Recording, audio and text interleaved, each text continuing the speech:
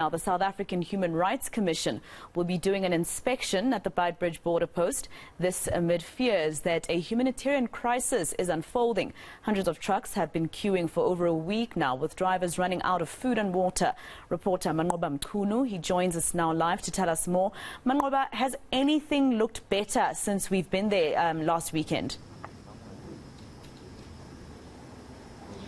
Well, certainly, Masiko, I can confirm to you this morning that the situation is looking much better than what we saw in the past week or so here at the Beitbridge Border post. I can tell you, Masiko, that yesterday when we arrived here, around about 11 o'clock in the morning, we saw that queue stretching as far as Musina town. It was just way over 10 kilometers into the Musina town. But I can tell you that today we have seen such a substantial decrease in the number of trucks and the queue that is here at this particular stretch of road on the N1. I tell you now, it is 1.9 kilometers that we've seen this morning to the Beitbridge Border. So there has been quite a significant reduction in terms of the trucks that have been queuing here.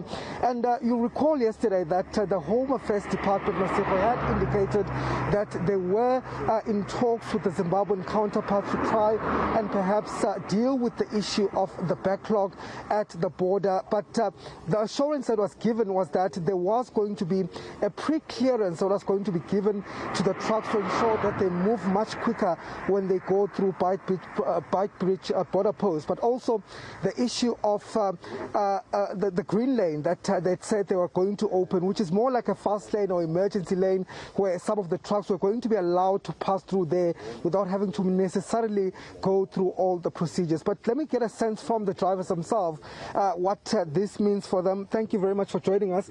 Are you seeing an improvement? Certainly from where I stand, comparing to yesterday, I've seen that there's less trucks on the road. Are you seeing it as drivers? Yeah. There's a difference starting from the day before yesterday. At least these days it's pushing. Yeah, it's pushing. So, I mean, you have been here for the past 2 days, I understand. Yeah. What has that been like?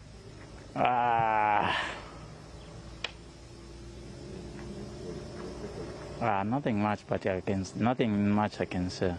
The situation, the conditions? The situation, it's better. It's pushing. Yeah, it's pushing. There is a difference from those days. So are you hopeful? Are you hopeful that you're going to reach your destination now much quicker than before?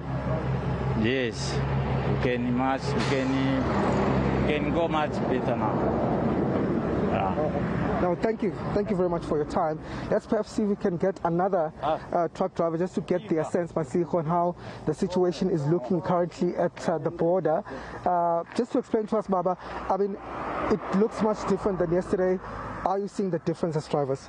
Yeah, the difference is here, but it's only that you're suffering with a lot of things, no toilets, you're spending money a lot of day and night. So I can say that the change is there, but those people who are working to changing the things must be worked hard so that the queue can be ended from today or tomorrow. Okay, and in terms of, I mean, it surely does have economic impacts, not only for your company, but for the country or the two countries where you're going to as well. I mean, what sort of, money have you had to spend while waiting here on the queue? Yeah, we spend a lot of money, like something which you want to eat. The lowest money starting from 10 rand. And 10 rand, if equivalent to our country currency, it seems like I spend more. Per day you can spend 200, 250, it depends with your budget. If you want to eat something you want to eat, like myself, it's 50 rand. After time again, if you want to eat supper, it's 50 rand. It's 100. If you buy water, something now 120, 150 approximation. So it's expensive to my side. So, to everyone, I can say to everyone. Nobody can say no to my side is easy. It's difficult to everyone. Okay. And in terms of the crime, I mean, one of the issues that some drivers have been raising is the issue around crime and your own safety. Yeah, crime is there, it's here. But the police officer are trying to maintain the peace. peace is now almost coming.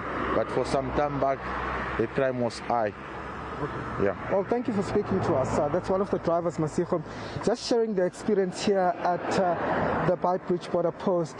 This gentleman that I spoke to is one of those that says that they've been here for the past 2 days, but they're not too far from the border, I can tell you, Masigo. So it does look like things are starting to improve on the side of the Zim border in Zimbabwe. And we are seeing quite a lot of movement, but we are, of course, expecting the Human Rights Commission to arrive here this morning to come and do an assessment of the situation. They did mention the fact that they will be trying to intervene in what is happening here at the border, trying to rope several departments, provincial departments, that is, including the Provincial Department of Social Development, to see perhaps if there's a way that they can bring some of the services, which include water and food and ablution facilities for some of these truck drivers that are yet to make it to the border.